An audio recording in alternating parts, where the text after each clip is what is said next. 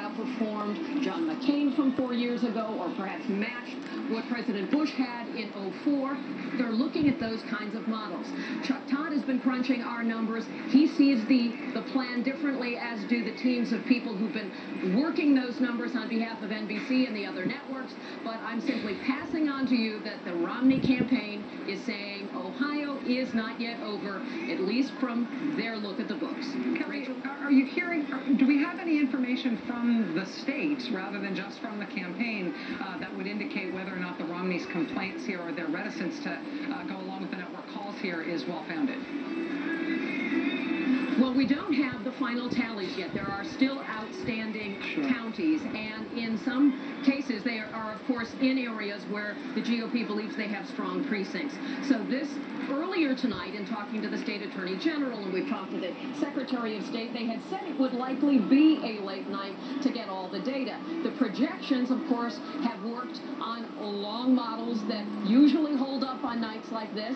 We've seen it before where campaigns are not yet ready to let go. In this case, they believe they have assets on the ground telling them a different story. So at least for the moment, it may be a pause, but the Romney team believes Ohio is not beyond its reach at this point. Kelly O'Donnell, thank you very much for that. I have a feeling this won't be the last time we speak on this matter. I really appreciate your help with this. In terms of what we know from Ohio, in terms of the state, this is important. Media have been in Columbus at the atrium of the Ohio State House, there to obviously report on the returns in Ohio. The Secretary of State, John Husted, came out and addressed the media and said, we're told from somebody who's there, he could not comment on what has been reported in terms of the calls by the various networks of President Obama winning the state, but he acknowledged that if you look at the trends of still outstanding ballots in the state, you can probably come to a pretty good conclusion. Secretary of State John Husted, Republican Secretary of State John Husted, then said he would not be at the podium again tonight. So in terms of the Secretary of State, in terms of them counting the ballot, he did not say it's done, but he said if you look at what's remaining, you can come to your own conclusions, and then he left saying he wouldn't be back. He gave commentary, gave no official word, and left himself an out. He left the barn door wide open for him to get out somehow. And that's it was probably some consultation between him and the Romney camp. It wouldn't surprise me. But look, I think that, you know, this has got to be a real tough moment because there was so much energy put into defeating President Obama. And they really thought they had it. I mean, the discussions we had earlier today, both camps were very confident they were going to win this thing. Somebody was going to be disappointed, and tonight it's the Romney camp. And that's not, and that's an important point because it wasn't faux confidence. They weren't acting. The Romney campaign believed with strong conviction that he was going to be elected the 45th president of the United States tonight. And if you look at the information flow to Republicans in the country, conservatives in the country, Republicans in this country believed heading into today that Mitt Romney was going to be elected as president of the United States. So there's shock now, there's disappointment seeping in, and it'll take a little bit of time, I think, for the campaign to get around. I have two Senate calls that I want to make sure that I get in. First, in Arizona. In Arizona, the race is between Richard Carmona, the Democratic former Surgeon General, and Jeff Flake, Republican Congressman. NBC now projects that Jeff Flake, the Republican candidate for Senate in Arizona, has defeated Richard Carmona. We've also got another Senate call in New Mexico. In New Mexico, this is the former Democratic Senator Jeff Bingaman's seat.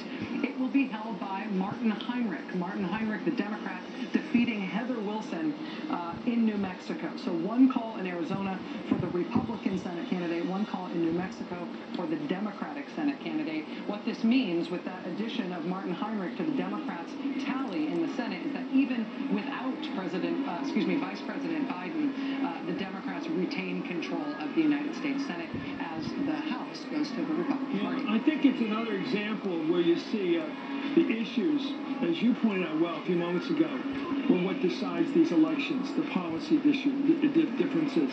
And these Senate candidates ran on those policies, supporting the president.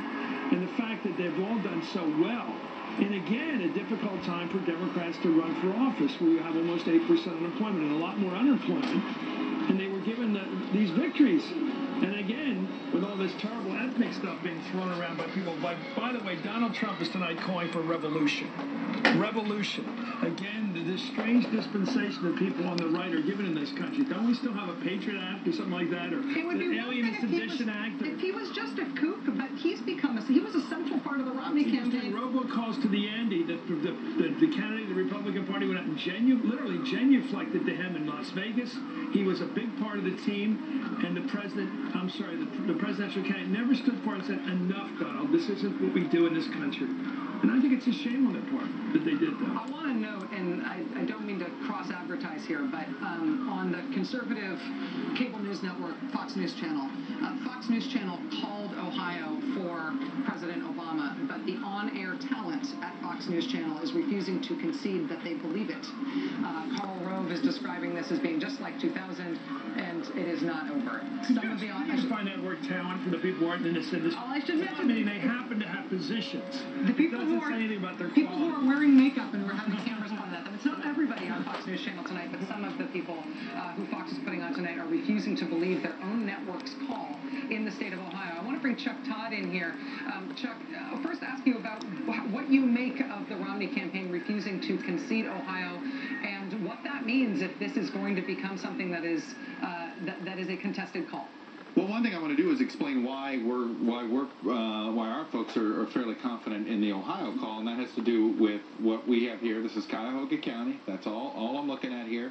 As you can see, the president, there's only about, let me add up the votes here, 384, so a little over 400,000. Total vote is reported in Cuyahoga now, but I want to show you how much total vote actually is. This is what it was in 2008. As you can see, there's over 100,000, if not 150,000 votes left just to come in Cuyahoga County, and that is what gave our folks, among some other things having to do with what else is left in other places, the comfort level in calling Ohio. But let's not forget a few other things that are going on here. See all of the gray areas here? I can pull them up very quickly. As you can see, the president's lead is holding fairly strong here in Colorado. We can go back here. He's leading in Nevada. He's leading in Virginia now. Actually, he's pulled ahead in Virginia, which we hadn't had in a while. Let me show you the Northern Virginia numbers have come in. And it's very narrow. But he has 22,000 votes separate him. But, right now we are talking extraneous numbers that are left at this point. And the president leads in Florida. So the point is, okay, let's say there's something wacky in Cuyahoga, and the Cuyahoga numbers don't go the way the way our assumptions go.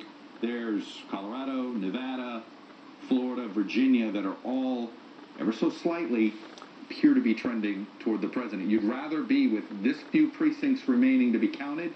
You'd rather be the president than Mitt Romney in Florida. You'd rather be the president than Mitt Romney in Virginia. Ditto with Colorado and ditto with Nevada. This is kind of amazing. I will say that the politics of this, not just the counting of this, sort of can't go unremarked upon. I mean, what's happening on the right is that one of the on-air contributors at the Fox News Channel is one of the single largest outside spenders in this race in favor of Mitt Romney, who is Karl Rove, who is now trying to get on air the Fox News Channel to rescind its call in Ohio in favor of the candidate that he has bankrolled to the tune of hundreds of millions of dollars. This is a remarkable This goes to the larger point that I've been making quite a bit, which is that there was going to be a big chunk, I heard Steve talk about this, a big chunk of one of the two sides that was not going to believe they lost. There's more than just feeling aggrieved that they lost.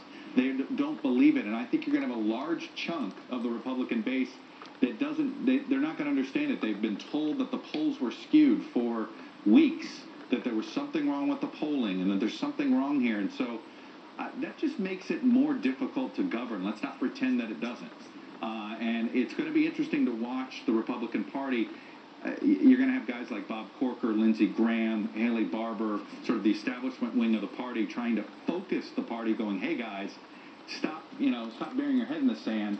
This was a demographic shellacking that took place tonight." But there's going to be other parts of it that, there's money to be made in some parts of the conservative wing of the party to sort of spin this up. Wow. Can you get a projection now? Is it too early to see how the popular vote's going to go tonight, the national vote? Well, I can tell you what our pollsters are showing. Here's the raw popular vote right now, and as you can see, Romney's got about a less than 200,000 vote lead. Our pollsters, but we have basically most of the uncounted vote is West Coast. It's California. So the president's very likely to have our pollsters, our NBC Wall Street Journal pollsters who we have in our boiler room, they project the president to have about a 1 to 1.5 percentage point popular vote victory, if you will, when all is said and done, which, by the way, our last NBC Wall Street Journal poll was 1 point. Not to say, I'm just, throwing that out there. Look, we took everybody beat up on pollsters this year. I'm pretty proud of our poll. We worked really hard. We spent a lot of money. And our pollsters spend a lot of money and time to do quality work, and I think sometimes both on the state level and the national level, and it gets mixed up with folks that don't spend as much money. Could he get 50%, Chuck, tonight, the president? Oh, I don't. I mean, it doesn't look like it. If it's 49-49, I mean, there's always that 1%. We got to wait and see. I'm sure that's possible. If it's 1.5, then yeah, he should get the 50%. We've seen, that's one of the other. I think a lot of us thought Virgil Goode, Gary Johnson would get more than 1% in a lot of these places, and it's pretty clear tonight, as you see the numbers come in, that other candidates have barely cracked 1%. It's amazing. Chuck, Todd, thank you very much. Rachel, the history that could be made that's yet to be made tonight with the full count coming in, and people are still probably voting somewhere. He could be the only president, Democratic president, since the Civil War, besides FDR, to get two elections, get two elections with 50%.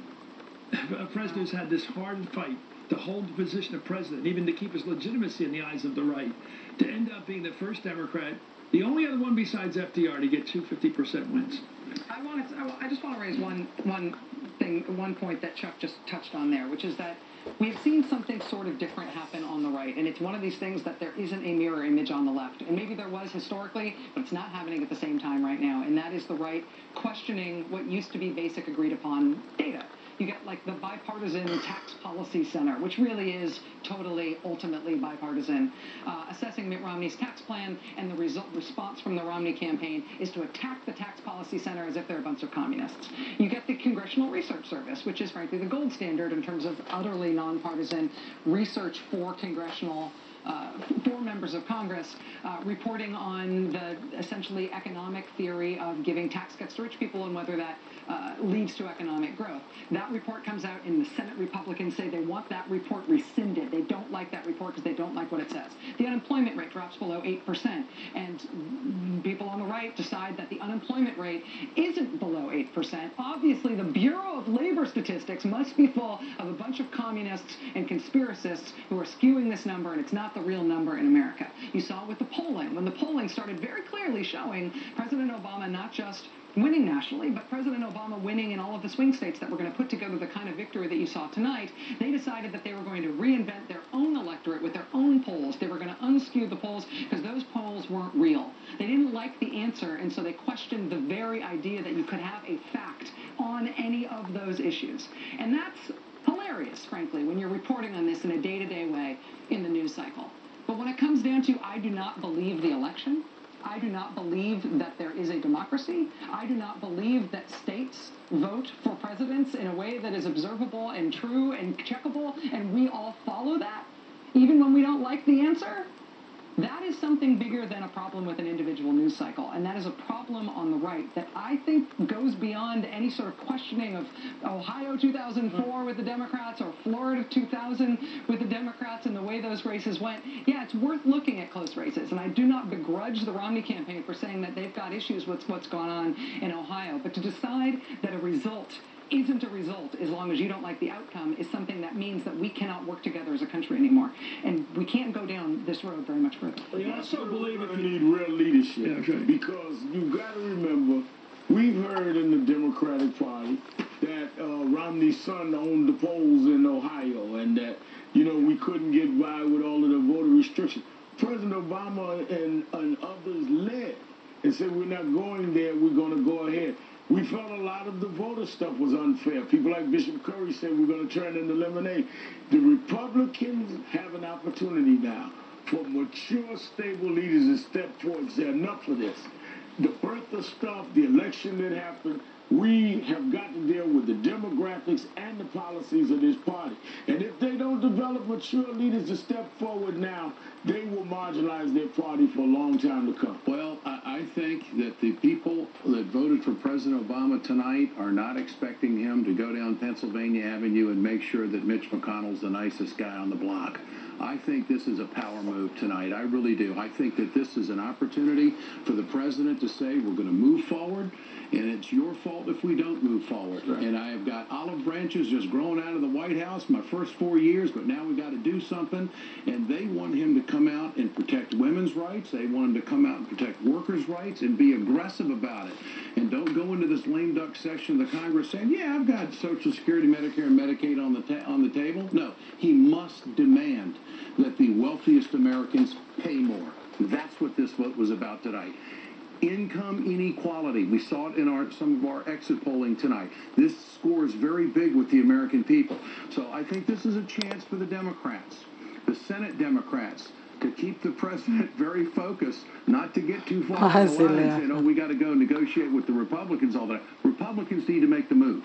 Republicans need to step up and be the adults in the room this time around. Republicans aren't even acknowledging that the election is over. Exactly. That's the dynamic of it. But we have been through this before in Ohio. John Kerry didn't concede until 10 a.m. The next morning based on Ohio. And by the way, he had a very, very strong case for moving into Ohio legally and chose not to do it because it would have followed exactly 4 years on Al Gore's use of the legal process in the election and George Bush's use of the process. And Karl Rove's been through this before. In Bush's re-election, they were crying on Air Force One. They believed that day they had lost this. Condoleezza Rice was crying. They thought it was completely over, and Karl Rove stuck with the numbers and kept studying it and kept studying Ohio and said, okay, wait, this is where I think this is. And so, look, you're absolutely right about Karl Rove being the single biggest money player in this election, which is a very strange thing that same person is analyzing this stuff this way on TV. But he has an experience here that if we were to take him at his word, it is not unreasonable for him to be doing this kind of final accounting on the Ohio vote. As we look forward toward what's about to happen, obviously we're still waiting for results from a lot of states where it is still too close to call. We do not have results yet in Florida. We do not have results yet in Virginia, although we got some updates there on how those states are trending. As the next bits of data come in on this, Steve Schmidt, what are you going to be looking for in terms of the Romney